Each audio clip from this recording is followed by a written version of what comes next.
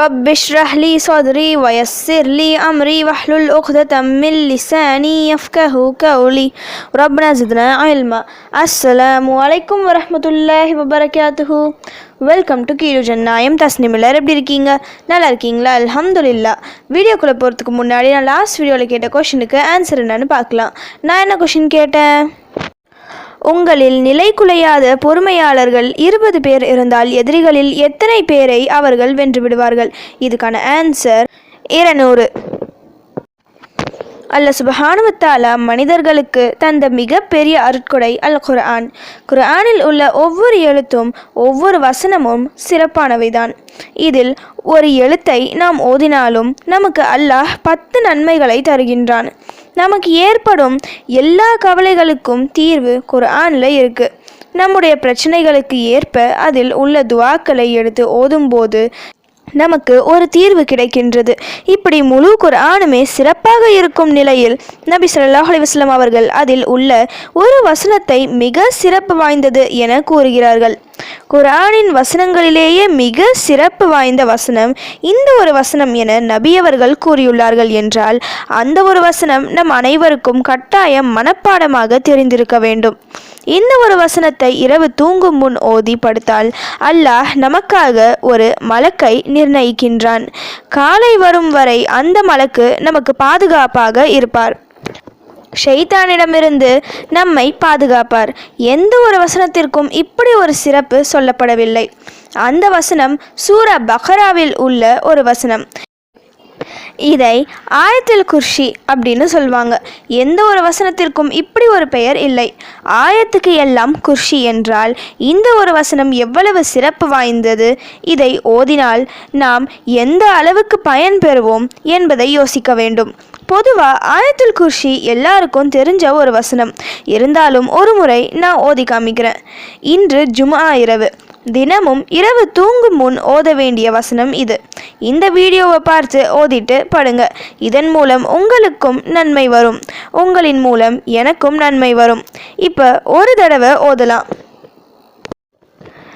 அல்லாஹு லா இலாஹ இல்லா ஹுவல் ஹய்யுல் கய்யூம் லா தஅஹுஸுஹு சினத்துன் வலா நௌமுன் லஹு மா ஃபிஸ் ஸமாவாதி வமா ஃபில் அர்தி மன் ஸல்லதி யஷ்ஃபஉ இன்தஹு இல்லா பிஇஸ்னிஹி யஅலமு மா பைன ஐதீஹிம் வமா கல்ஃபஹும் வலா யுஹீதூன பிஷைஇன் من علمه إلا بما شاء وسع كرسيه السماوات والأرض ولا يعوده حفظهما وهو العلي العظيم. இதோட மீனிங் என்னன்னா, அல்லாஹ்வை தவிர வணக்கத்திற்குரியவன் வேறு யாரும் இல்லை. அவன் என்றென்றும் உயிருடன் இருப்பவன். அவனுக்கு சிறு உறக்கமோ ஆழ்ந்த உறக்கமோ ஏற்படாது. வானங்களில் உள்ளவையும் பூமியில் உள்ளவையும் அவனுக்கே உரியன. அவன் அனுமதித்தால் தவிர அவனிடம் யார்தான் பரிந்து பேச முடியும்?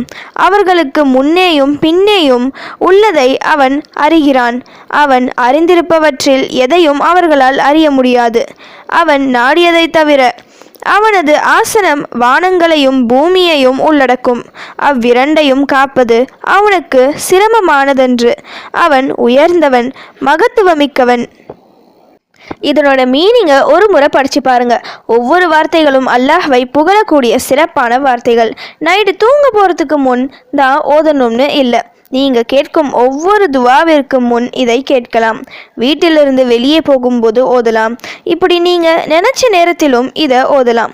இதை ஓத ஓத உங்கள் கஷ்டங்கள் தீரும், மன அமைதி கிடைக்கும், உங்கள் தேவைகள் பூர்த்தியாகும். ஏனென்றால் ஒவ்வொன்றும் அல்லாஹ்வை புகழக்கூடிய வார்த்தைகள். இதன் மூலம் அல்லாஹ்வின் நெருக்கமும் கிடைக்கும்.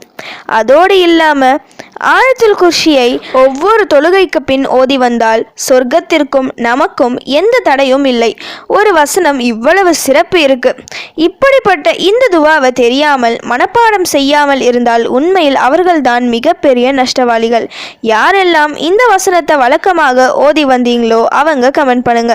அதே போல் யார் இதை ஓதி வரவில்லையோ, யாருக்கு இதை மனப்பாடமாக தெரியவில்லையோ அவங்க இனிமேல் அவசியம் மனப்பாடம் செஞ்சு வச்சு தினமும் ஓதிவாங்க. இதன் மூலம் உங்கள் வாழ்க்கையே நல்ல முறையில் மாறும் இன்ஷா அல்லாஹ்.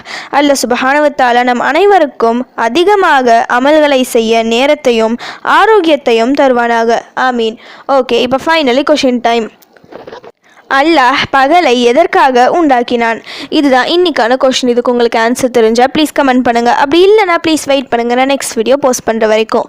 சுப்ஹான ரப்பிக ரப்பில் இஸ்ஸத்தி அம்மா யசிஃபூன வஸ்ஸலாமு அலல் முர்ஸலீன் வல்ஹம்துலில்லாஹி ரப்பில் ஆலமீன். அஸ்ஸலாமு அலைக்கும் வரஹ்மத்துல்லாஹி வபரகாத்துஹு.